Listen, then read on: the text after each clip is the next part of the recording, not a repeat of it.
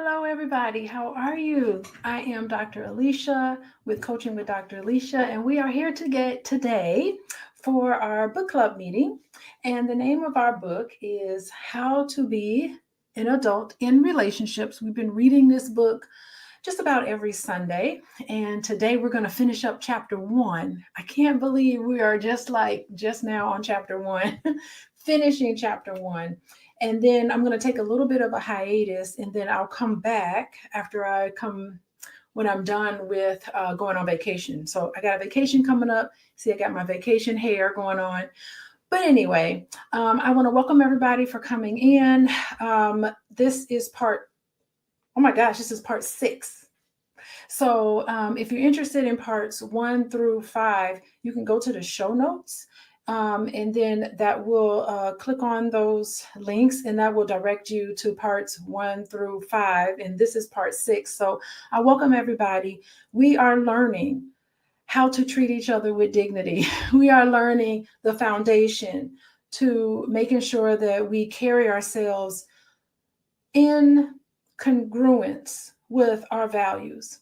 And how we do that is to carry ourselves in a way that is adult-like. So, and not be triggered by things that hold us back and gets us off our course, off our path to portray to the world all of the things that we know we are and we want to portray to the people that we love, to the world, right? So this is the formula on how to do that. How do we behave with each other?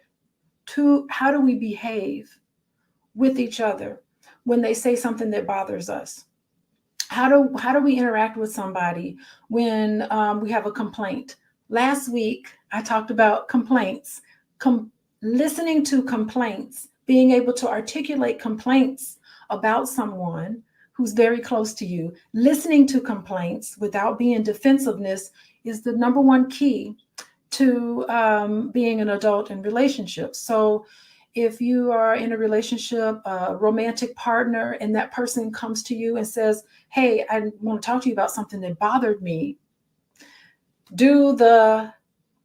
participate in the 5 keys to mindful loving, and you will find that on the other end of that complaint is an opportunity for you and that other person to be close to each other and to have a high level of intimacy. So complaint should be synonymous with reaching out and having someone be close to you, is when you listen to their concerns without being defensive and really being empathetic. It doesn't mean you have to agree, but it's really being heard.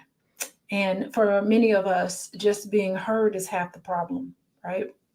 Not being heard, talking to someone and feeling like you're not getting anywhere with that person, that creates distance. So also what we talked about last week were practices, things that we can do every day in our lives that can help us live a way that's mindful. What do I mean by mindful?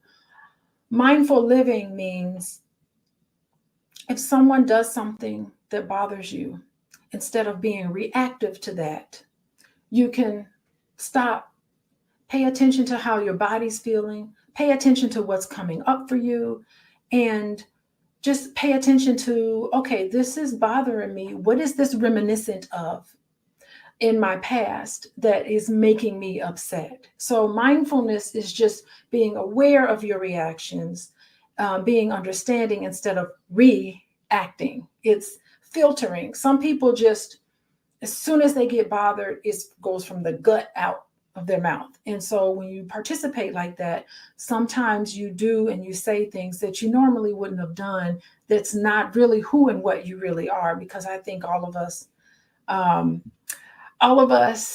can behave in the way where it's respectable. So anyway, we're going to continue on with practices.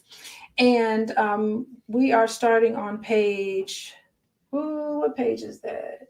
50, looks like 51. We're starting on page 50. So all of us who are here, we are starting on page 50, and we are having a conversation. Let me turn my light up a little bit.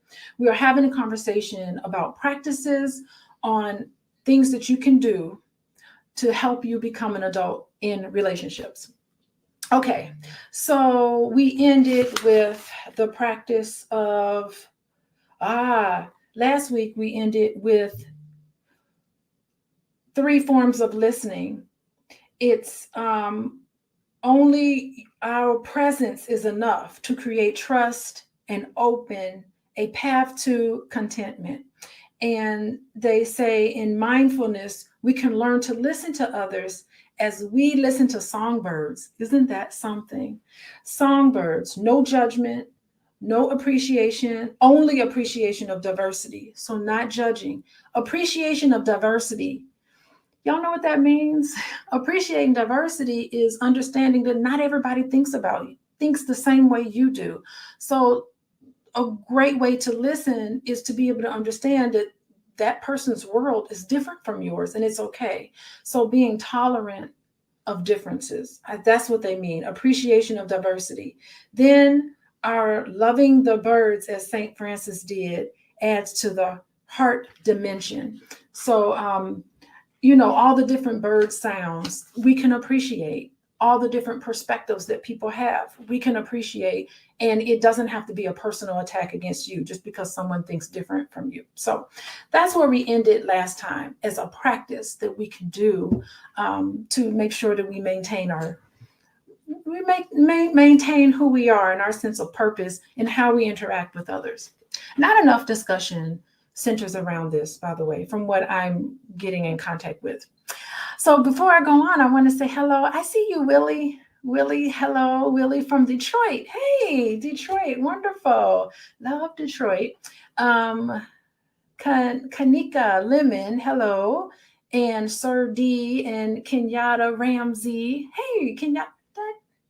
For some reason, that name sounds familiar. I think I've seen you in the chat before. I want to say hello to everybody. We are starting on page 50, and we're going to go all the way to the end of chapter 1.